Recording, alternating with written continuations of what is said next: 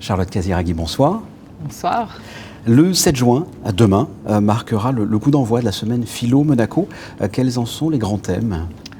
Alors cette année, la semaine Philo Monaco, nous avons choisi donc de consacrer chaque journée à un thème. Et donc nous avons l'écologie, l'éducation, le soin, les femmes. Et pendant le week-end, nous l'avons intitulé « Le plaisir de philosopher ».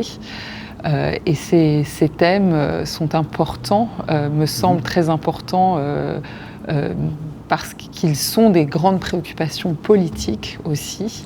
Et nous tenions absolument à décliner chaque journée avec plusieurs temps de réflexion au sein de ces thèmes. Alors concernant cette semaine, il y a une phrase qui me vient à l'esprit. Si tu ne vas pas à la Gardère ira à toi. Là, c'est le cas. C'est une volonté comme ça d'investir Monaco. Vous allez vers le public. Pourquoi ? Alors c'est vrai que cette année, on a décidé tous les matins de créer un temps, un moment de rencontre au marché de la Condamine où plusieurs philosophes seront invités à dialoguer, à répondre à des questions aussi et à être au plus près quelque part des préoccupations des monégasques, des résidents, de tous ceux qui souhaitent en effet rencontrer la philosophie. C'est important pour vous ? Oui, c'est important d'aller vers le public. Ne pas attendre que le public vienne à vous. Oui, et surtout de mettre en avant aussi des questions brûlantes, des questions au plus près aussi de nos préoccupations quotidiennes, mais aussi de nos peurs, de nos angoisses, de nos incertitudes. Et c'est vrai que cette idée de rencontre est dans l'intitulé même, les rencontres philosophiques de Monaco, et on voulait aller un petit peu plus loin dans cette démarche aussi. Alors vous avez parlé de la place du marché, où on philosophe beaucoup déjà, on refait le monde sur cette place. Il y a d'autres lieux aussi qui vont être investis. Oui, alors on sera la plupart du temps ici au Théâtre Princesse Grace, où entre à peu près 11h et 17h, toute cette semaine, à n'importe quel moment, ceux qui le souhaitent pourront venir écouter de la philosophie. Mais pendant le week-end, nous allons investir aussi d'autres lieux emblématiques de Monaco, comme le casino, comme l'opéra. Et ça, c'était important aussi qu'on ait plusieurs types de lieux, des lieux plus populaires et des lieux plus magiques aussi. Voilà. Les scolaires seront concernés également. Comment seront-ils impliqués cette semaine philosophique ?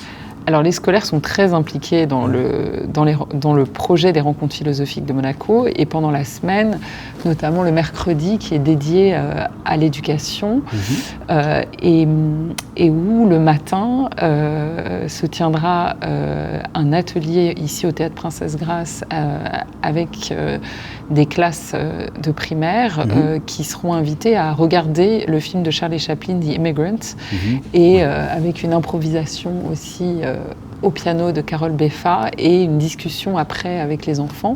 Et puis également, on exposera dans toutes les écoles les productions des élèves de CE2 qui ont participé cette année à la réflexion sur la liberté. Donc ça, ce sera un très beau moment, et aussi le lancement de la revue qui a été réalisée par de nombreuses classes de primaire aussi autour de ce thème de la liberté. Et il y aura également des ateliers, des résidences qui concerneront les classes de 4e et de 3e jeudi et vendredi.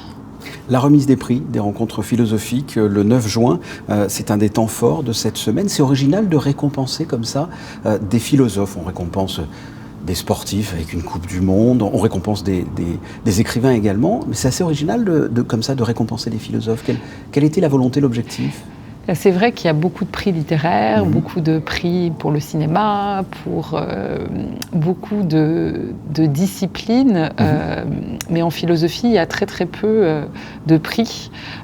Et d'ailleurs, il n'y a pas de prix Nobel de philosophie. Ouais. Et c'est vrai que c'était très important. Ça manque selon vous ? Oui, ça manque. Et puis puis donner un prix, c'est aussi honorer le travail de quelqu'un, donner de la visibilité, de la reconnaissance, mais aussi un soutien financier pour celui qui remporte le prix. Et aujourd'hui, on sait à quel point l'édition est en crise. Et c'est pas facile de se lancer dans l'écriture en philosophie parce que la visibilité, la reconnaissance, le fait de pouvoir même vivre de ces livres est extrêmement difficile. Et pourtant, ces travaux de recherche, de réflexion sont essentiels pour penser notre monde aujourd'hui. Donc c'était très important, en tout cas, de s'engager à ce niveau-là. Le 11 juin est une date également importante avec Fabrice Lucchini qui sera présent. Oui, alors le 11 juin, nous aurons la chance d'avoir Fabrice Lucchini à l'Opéra pour une lecture intitulée « Le mystère Nietzsche ». Et c'est vrai que c'était aussi très important d'avoir un grand moment aussi pour le public. Et c'est vrai que Fabrice Lucchini est très populaire. Enfin, on sent une ferveur, une envie d'aller l'écouter. Et là, c'est vrai que ça sera un petit peu différent puisqu'il partagera aussi sa passion pour Nietzsche et son désir aussi de philosopher. Et ça permet peut-être d'attirer un autre public vers la philosophie. Et enfin, toujours dans l'optique de permettre au plus grand nombre d'entre nous de philosopher, il va y avoir un nouvel espace, rue Émile Delotte, qui va voir le jour. Qu'est-ce qui va s'y passer ? Alors, c'est le nouvel espace des rencontres philosophiques de Monaco qui sera sur le Rocher.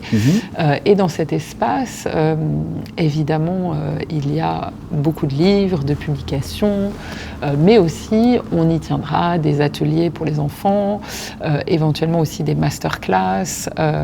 Et on souhaite aussi l'ouvrir aux lycéens qui ont envie peut-être de se réunir pour débattre, réfléchir. Donc on va construire pour l'année prochaine un programme dans cet espace qui est très bien situé en plein cœur du Rocher. Donc ça me tenait à cœur que l'espace soit sur le Rocher. Voilà. Dernière question, que j'aurais pu vous poser d'ailleurs en début d'entretien, qui est plus personnelle. Qu'est-ce qui vous plaît tant dans la philosophie ? Pourquoi s'investir à ce point-là ? C'est difficile de le résumer, mais ce qui me plaît, évidemment... On ne va pas faire comme le bac, vous n'avez pas 2 heures. Non. Je dirais que c'est quelque part une quête de liberté, d'émancipation. Et la philosophie n'apporte pas l'apaisement ou le bonheur ou une réponse, mais en tout cas nous permet de toujours garder cet esprit critique aiguisé et nous donne la possibilité de nous libérer aussi des préjugés, des idées reçues, des automatismes dont nous sommes tous prisonniers chaque jour. Et c'est vrai que c'est une façon de garder aussi cette flexibilité de la pensée qui est absolument indispensable. Donc je me sens peut-être un peu plus libre grâce à la philosophie. Charlotte Casiraghi, merci. Merci.